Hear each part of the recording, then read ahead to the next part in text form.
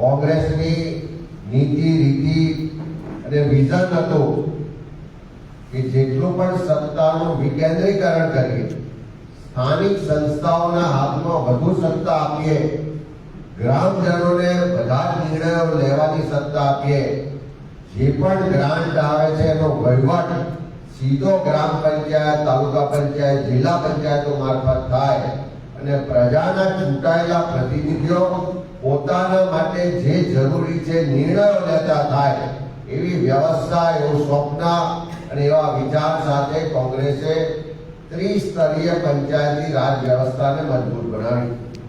કોંગ્રેસનું જ વિઝન હતું, સ્વર્ગસ્થ વડાપ્રધાન રાજીવ ગાંધીજીનું વિઝન હતું કે જે 50% વસ્તી મહિલાઓની કે આધી આબાદી એ મહિલાઓ પણ આ પંચાયતી રાજ વ્યવસ્થાઓમાં વહીવટમાં ભાગીદાર થાય અને એટલા જ માટે 33% મહિલા અનામતની શરૂઆત પણ કરવામાં આવી.